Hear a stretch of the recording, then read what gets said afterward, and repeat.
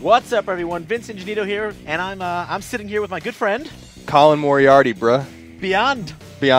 And what are we playing, Colin? What is this? What is this that's in front of us? This is a Japanese PlayStation 3 game called JoJo's Bizarre Adventure All-Star Battle. Yes. So, Vince, when I went to Japan for TGS, I just hobbled into a local game merchant's shop. Did you hobble? What had happened to you? I don't know. I'm just trying to use a word that, might be different than walking, for instance. This game sold exceptionally and still is selling exceptionally well in Japan. And before we even knew that it was going to come to the States, I was like, I'm going to pick up a copy so we can do this because we now have you in the office and you are a fighting game expert, as it were. And so we want to take advantage of those kinds of things and give the reader something cool. So this is the product of that trip, along with a bunch of TGS content, of course.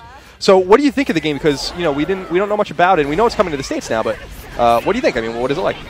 Well, so far I have to say I absolutely love it, and I'm really surprised by it because, it's by CyberConnect 2, and something they've always done well with their games is presentation. They do a really good job of bringing licensed franchises to these kind of franchises to life.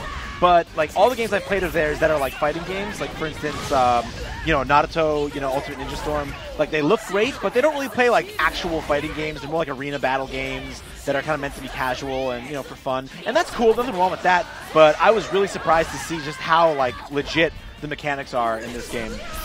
There's things you got super jump cancels and links and infinites, and there's a lot of stuff in here that I would expect out of a Capcom fighter or an SNK fighter. So I was really surprised to see that. So far, I'm really, really pleased with what it is. Cool. Yeah, it's interesting to see what CyberConnect 2 is doing these days because obviously people know them really well for the Naruto games. They used to do the dot hack games back in the day, and so this is a pretty big transition for them, I think, to something of this quality and certainly something that is selling this well in Japan. I'm interested to see how it does in the States. Yeah, right now it's doing great over there. What is it, 500,000? Yeah, more than that. Yeah, in the first week. Yeah, it's apparently almost 500,000 pre-orders for the game before it even came out. I mean, this game is just doing exceptionally well, and so Namco Bandai is going to bring it over to the States or over to the West. They're not going to do anything with the VO, as far as I understand, but they will be translating the text, so it's going to be a quick and dirty kind of translation. But how do you think people are going to connect with this game without really knowing the subject matter? Because this is an old series, and it's now an anime, but it started out as, I guess, a manga, and there's a lot of history, almost a 30-year history to this series. So yeah, I mean, this people from this side of the pond probably don't understand this, but there is no actual way to describe how huge JoJo's Bizarre Adventure is in the East. People it's one of the biggest properties over there. So there's a lot of fandom for it there that we don't and a lot of people over here just have no idea what it even is. So it's hard for us to imagine that. But I think without even knowing it, I mean, look at this. Look at just the visuals and look at the design. I mean, this looks like. This is like Project Runway, but the fighting game. Seriously, the character designs are just unreal. And all the over-the-top supers, I mean, people who think that Marvel is crazy and over-the-top are going to take one look at this game and go, what? And it's got kind of the anime fighter feel to it in the sense that it's got really over-the-top action, and a lot of the characters kind of break the rules, as it would be, as to how you're supposed to be able to fight. But people love that, especially fighting game nuts love that, and it's also great for casuals too, because when you can kind of open the game up and be really crazy and zany, and the nice thing about it too is that it's actually simple to play. At the base level, it's just quarter circles and half circles and easy ABC chains. I don't see any reason why someone who sits around on a Friday night and just randomly plays Street Fighter with their buddies can't pick this up and have a good time with it. A character like who I'm playing, I just played, Jolene Joestar. I can see any Chun-Li player picking her up and just immediately having fun with her. Her fundamentals aren't necessarily the same, but, it's not always about fundamentals and gameplay. It's about, relating to the characters. And I think the same people who think that Chun-Li is a cool character will see her design and instantly gravitate towards her. And I think that's what it's about. If people latch onto these characters, they'll want to play the game. And honestly, with how crazy these characters are, I'm going to show some of the other characters. Yeah, let's take a look at the character select screen. And Colin, do you want to look at more characters? I do. Yes. Love it. There's a ton of characters in this game, right? Yeah, it's 32. I haven't unlocked them all so far. I'm still working on that. But this whole top line is basically members of the Joestar family. So they've got all different generations. Basically the game covers, I think, all 8 manga series.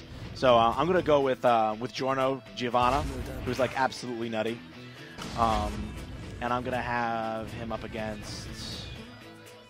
That guy's looking like a creeper kind of, isn't he? Yeah, and the way he walks back. Actually, you know what? We're gonna fight this weirdo, Enrico Pucci. We're gonna fight this guy. Okay. Now, both of these guys have really crazy kind of alternate modes they can enter that just have these unbelievable like Final Fantasy summoning type like level animations to it that just it's just totally bonkers. Like people walk by my TV like while I'm playing this at the office and they're just like, what am I seeing right now? So hopefully we can show people some of that craziness.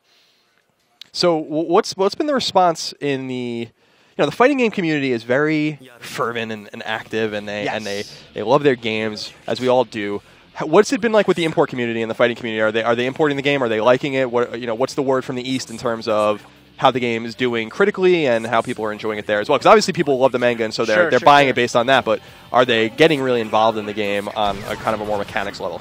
Well, yeah. I mean, right now, one of the great things about JoJo's is that it's honestly, it breaks the rule. Just like the original on Dreamcast back like in 2000, it just breaks all the rules. Like there's just mechanics in it and modes and specials that just do things that you're not supposed to be able to do in these games. And I think that's what people, especially old school fighting game guys, like who just get bored of all the same stuff, love that about the game. Like, I know it sounds strange, like we do love balance and we want things to be fair, but at the same time, we also have a thing for like stuff that's completely stupid and like too powerful to bother, that shouldn't even be in the game. Like for instance, okay, that move that Pucci just did to me, like that super that he did, I can't use special moves now. Like every time I do a special move now for the rest of the round, I just flinch like that. And that sounds too powerful, and that's why veterans like me, like, we actually love it, believe it or not. So I think that because of how silly it is and the possibilities that like its system offers, right now everyone's really just having a good time with it. It's in that, I think for a lot of importers, it's very much in that honeymoon phase where they're just having a time and enjoying its silliness. Maybe at some point later that'll change, and when people try to get more serious about it, if they do, they'll kind of be frustrated by some of the craziness of it. But I think for right now, it's just novel, and everyone loves the feel of it. Like I'll show you. Okay, so I've got Max Vita now. I'm going to do something now that's pretty funny. So this guy has his stand. That's his summon character. His name is Gold Experience. But I can summon an of course, right? Clearly it is. And I can summon an alternate version of him. But I need to get a little bit of space between me and the other guy first. All right. So knock him away. And watch this. Yeah, right in the chest. Stab my own guy. Yeah, the cutscenes are really cool. Yeah, it's sick.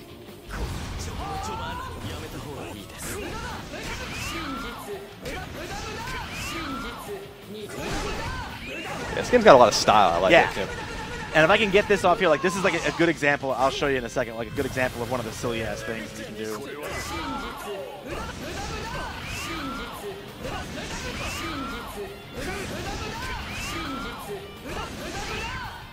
That was an infinite. I could have done that. I could have done that at, like, it's a tough link. It takes timing, but I could have done that ad nauseum. And just fighting game players, people don't know this about us. Like, we do want balance, but we also want stupid, broken stuff, too. There's nothing that's more fun. Like, 2 balance, like Super Street Fighter 4, the first version of Super Street Fighter 4, 2 balance, boring. You ask a lot of people, they don't like it. They didn't like it. It was good to play competitively, but it wasn't fun. This game, it's so, in some ways, it's quote unquote broken that make it just so entertaining to play. And I think that's gonna pull in not just the hardcore, but it's gonna pull in casual people too. I think casual people, they want moves that look and feel fun to do, and I think that's something that the game does really, really well. Cool. Yeah, I'm interested to see how this game does in the States. I think it was the decision to localize it as a reaction to how well the game did in Japan, and also based on Namco's success with Japanese games recently, including Tales of Exilia and the Pirate Warriors games and stuff. They're finding some success in the States. So we'll have much more on this, right, Vince? I mean, absolutely. I've got some things that I'm cooking up right now. Maybe doing some system mechanics, tutorial videos, and maybe doing some stuff with Destin. So you're definitely going to see a lot more coverage about this game. Cool. So yeah, keep it tuned to IGN for more on this game, and we'll review it when it comes out properly in the States. We're not going to do an import review since we know it's going to be localized now. So Vince, that was fun. Yeah, always been a blast, and everyone, for everything you need to know about weird-ass stand characters that are named Gold Experience and White Snake and Sea Moon and all kinds of crazy things like that, you know where to keep it. Keep it right here on IGN. Yeah. Perfect. Cool. Awesome. Thanks for that.